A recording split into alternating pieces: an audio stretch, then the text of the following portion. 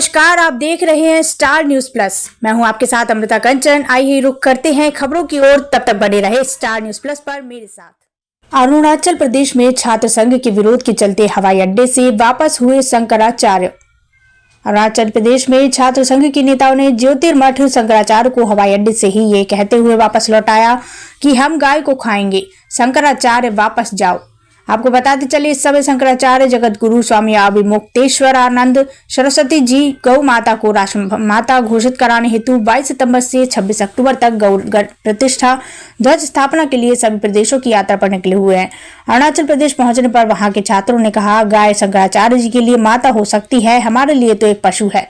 उन्हें गाय से हमदर्दी है तो हमें उत्तर प्रदेश में रोक लगवाए, वहां से सबसे ज्यादा गाय का मांस निर्यात हो रहा है।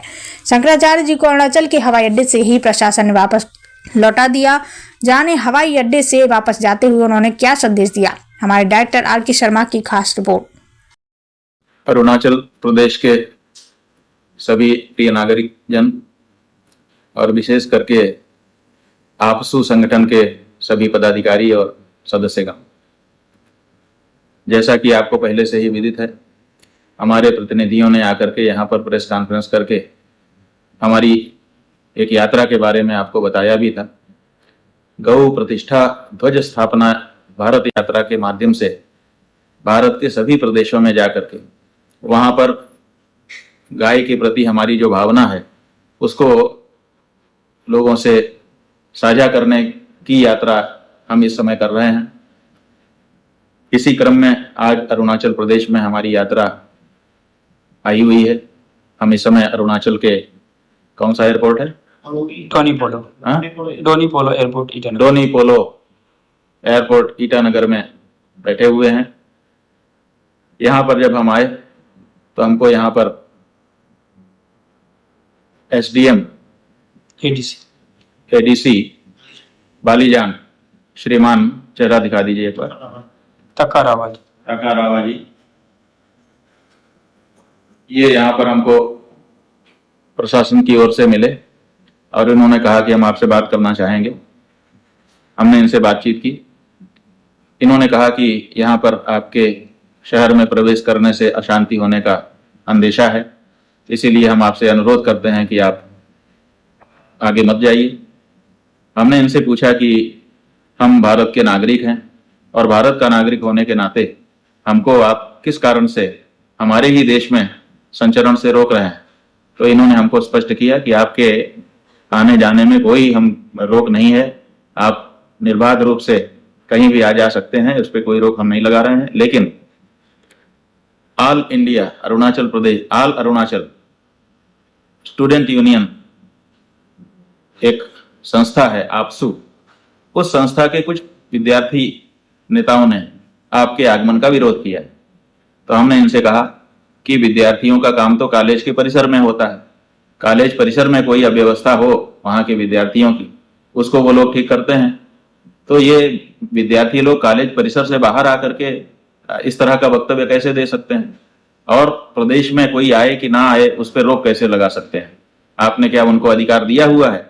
तो इन्होंने कहा नहीं, ऐसा कोई अधिकार हम लोगों की सरकार की ओर से नहीं दिया गया है, लेकिन यहाँ पर स्टूडेंट लोग बाहर आकर के बातें कहते हैं और चूंकि उनका संगठन है इसीलिए उस बात को भी हम लोग गंभीरता से लेते हैं।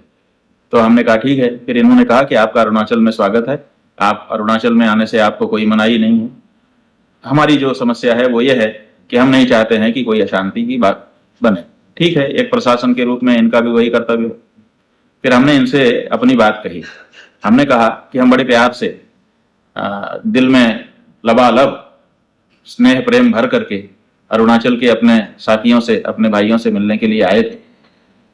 हमने अरुणाचल की संस्कृति के खिलाफ, हमने अरुणाचल की सभ्यता के खिलाफ, हमने अरुणाचल के जो इंडिजिनियस यहाँ के मूल निवासी हैं उनके खिलाफ कोई शब्द अगर बोला हो तो आप हमको रिकॉर्ड पर दिखा दीजिए। कभी हमारा बोला हुआ रिकॉर्डिंग हुआ हो, कहीं वीडियो बना हो, कहीं अखबार में छपा हो, कहीं पर कहीं आपको मिले तो दिखाइए। इन्होंने कहा हमको नहीं जानकारी में है, हम आपने ऐसा बोला है, ऐसा हमारे पास कोई रिकॉर्ड नहीं है। हमने कहा आपके पास हो भी नहीं सकता है क्योंकि हमने ऐसा बोला ही नहीं। तो जब हमने यहाँ के लोगों के खिलाफ एक शब्द अभी बोला ही नहीं तो फिर हमारे खिलाफ यहाँ के लोग क्यों खड़े हो जा रहे हैं? केवल एक कारण है, और वो है कि ये हम गाय को माता मान करके उनकी भक्ति करते हैं, उनकी पूजा करते हैं, और यहाँ के जो लोग हैं जिनका प्रतिनिधित्व ये आपसू के छात्र नेता कर रहे हैं, वो कह रहे हैं कि नहीं नहीं ये तो हमारा भोजन है। यही ना बात है। तो उतने के कारण हमारी यात्रा का विरोध किया जा रहा है। तो हमने इनसे कहा कि पहले तो हमारे साथ उनकी बातचीत होनी चाहिए, हम बताएं तो कि हम क्या चाहते हैं, और अगर उनको हमारी बात से समस्या हो तब वो विरोध करें तो फिर ठीक लगता है। इसलिए पहले ही हमारा विरोध करना अच्छा नहीं है। जब हम प्यार भरे हृदय से यहाँ पर आए हैं, अपना किराया भाड़ा लगा करके आए हैं आपके पास, तो आपको क्या समस्या हो सकती है? आपके विरुद्ध अगर कुछ बोलें उसके बाद आप कुछ कहें तो ठीक भी लगता है, हमको भी लगेगा ठीक है। फिर हमने वक्तव्य देखा, जो छात्र यूनियन के नेता हैं, उनका नाम तो हमको अभी ठीक से पता नहीं है, लेकिन उनका हमने वक्तव्य देखा। पहले उनका एक वक्तव्य आया था जिसको हमने देखा था, हमको ठीक लगा था। उन्होंने कहा था कि जगत गुरु यहाँ क्यों आ रहे हैं अरुणाचल, पहले उनको उत्तर प्रदेश जाना चाहिए क्योंकि वहां पर सबसे ज्यादा गौमांस का निर्यात हो रहा है। तो हमको उनकी बात बहुत अच्छी लगी, और फिर हम लखनऊ गए, और लखनऊ जाकर के हमने वहां पे प्रेस कॉन्फ्रेंस की, और वहां के मुख्यमंत्री के लिए एकदम कड़क शब्दों में ये बात कही कि आपके कारण हम अरुणाचल में जवाब देने के लिए सक्षम नहीं हो पा रहे हैं, ये क्या हो रहा है। तो हमने उनको ललकारा, फटकारा, और फिर हम आए। हम उस बच्चे से मिल करके बताना चाहते थे कि देखो तुम्हारी बात को हमने गंभीरता से लिया, और उत्तर प्रदेश जाकर के वहां के मुख्यमंत्री को हमने फटकार लगाई है, इस बात के लिए जिम्मेदार बताया है और जवाब मांगा है, लेकिन वो बच्चा हमारे सामने ही नहीं आया। इसी तरह से जो उस आपसू के अध्यक्ष हैं, उन्होंने पत्र जारी किया, हमारे लोगों ने हमको वो पत्र दिखाया जिसमें उन्होंने सब स्टूडेंट्स जितनी भी यूनियन है सबको आह्वान कर दिया कि सब लोग एयरपोर्ट में आ जाओ और वहां पे हमको मारकाट करनी है। एक वीडियो हमको दिखाया गया जिस वीडियो में ये कहा जा रहा है कि हम सवेरे आएंगे, बहुत तोड़फोड़ करेंगे, बहुत मारपीट करेंगे, उसकी जिम्मेदार पुलिस होगी। पुलिस कैसे तोड़फोड़ की जिम्मेदार हो सकती है? छात्र नेता के रूप में इस तरह का वक्तव्य देना गैर कानूनी है। आपके द्वारा की जा रही जो तोड़फोड़ है उसके जिम्मेदार आप ही हो सकते हैं, दूसरा कोई नहीं हो सकता है। राष्ट्रीय संपत्ति को क्षति पहुंचाना अपराध है कहीं पर भी। तो तोड़फोड़ के लिए कोई दूसरा जिम्मेदार नहीं होता। जिम्मेदार किसके लिए होता है वो भी आप समझ लीजिए।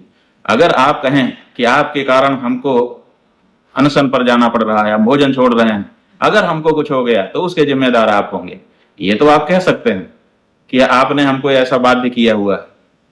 लेकिन हम तोड़फोड़ करेंगे कल सवेरे, इसके लिए पुलिस जिम्मेदार होगी? ये नहीं होता है बंधु, पुलिस नहीं जिम्मेदार होगी। इसके लिए जो तोड़फोड़ करेगा वही जिम्मेदार होगा, आगे के लिए समझ लीजिए।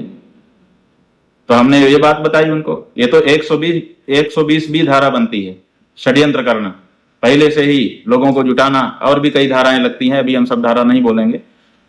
लोगों को प्रेरित करना, लोगों को जुटा करके एक जगह पर असेंबल होकर के कुछ ऐसा तोड़फोड़ आदि और मारपीट करना, जान की क्षति पहुंचाना, धमकी देना, ऐसी जाने कितनी धाराएं इसमें अपराध की लग जाएंगी। तो हमने कहा कि ये सब करने की जरूरत नहीं है। हम तो शत्रु भाव से आ ही नहीं रहे हैं आपके पास। अगर हम शत्रु होते तब आप इस तरह से हमारे प्रति विरोध का वाक्य बोलते तो फिर भी ठीक लगता। हम आपके अपने हैं, आप हमारे अपने हो। आपसे हम कितने प्यार से, कितनी दिल की इच्छा लेकर के यहाँ पर आए थे कि यहाँ के लोगों से मिलेंगे, बैठेंगे, बात करेंगे। और जो हमारी समस्या है, देखिए समस्या क्या है। समस्या ये है कि आप कहते हैं कि हम तो गाय खाएंगे ही खाएंगे, किसी हालत में हम नहीं रुक सकते, यही तो आपका कहना है। और हम कहते हैं कि हम तो पूजेंगे ही पूजेंगे, मारने नहीं देंगे किसी को। तो हम भी अपनी तरफ रिजिड हैं, एकदम दृढ़ हैं, जिद पर हैं। आप भी अपनी तरफ जिद पर हो। तो क्या इस तरह से जिद पर रहने से हम लोग कभी एक हो पाएंगे?